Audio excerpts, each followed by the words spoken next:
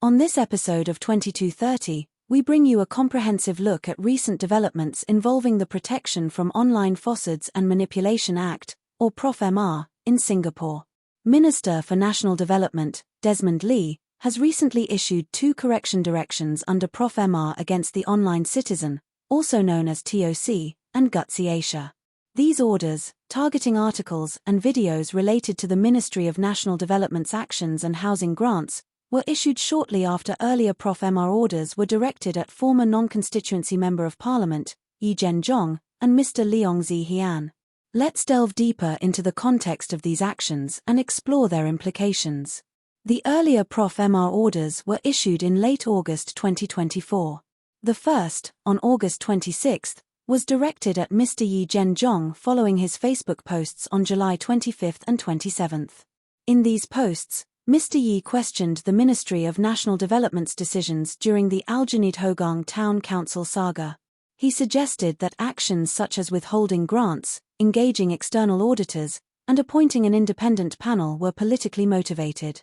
In response, Desmond Lee issued a correction direction, claiming that Mr. Yi's statements were false and misleading. He argued that the ministry's actions were justified by legitimate concerns over the governance of public funds.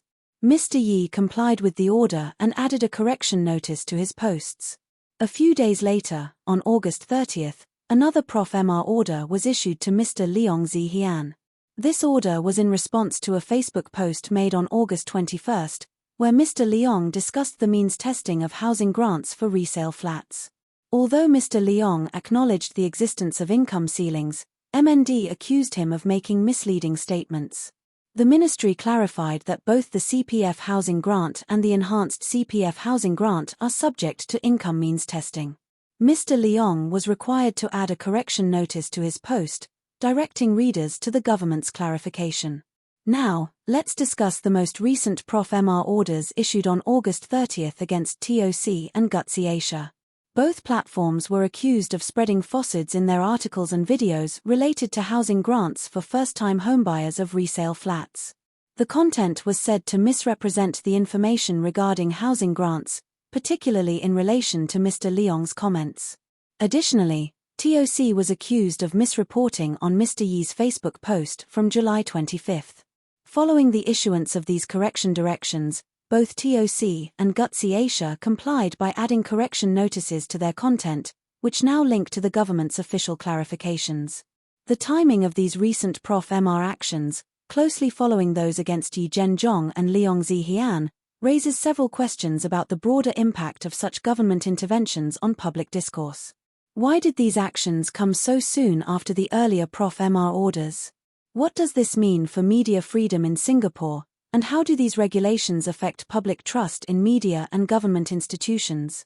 It's also worth noting that there has been a notable lack of coverage by local state media on the latest POFMA orders against TOC and Gutzy Asia. This is in contrast to the coverage of the earlier orders against Yi and Leong. The absence of reporting on these actions could suggest a potential embarrassment for the state and the minister, as it follows up with belated POFMA orders after the initial ones. The lack of coverage raises concerns about the selective nature of state media reporting and the potential chilling effect on both state-affiliated and independent media. Given the government's authority to issue POFMA orders and the possibility of being labeled a declared online location after multiple directions, there is a legitimate fear of a chilling effect on free speech and independent journalism. This could stifle open debate and restrict the range of perspectives available to the public. What are your thoughts on this issue? Do you think POFMA is an essential tool for maintaining public trust and preventing misinformation, or does it pose a threat to media freedom and open discourse? We want to hear your views. Please share your thoughts in the comments below. If you enjoyed this coverage and want more in-depth analysis on current events, don't forget to like, share, and subscribe to 2230. Your engagement helps us continue to provide comprehensive news coverage.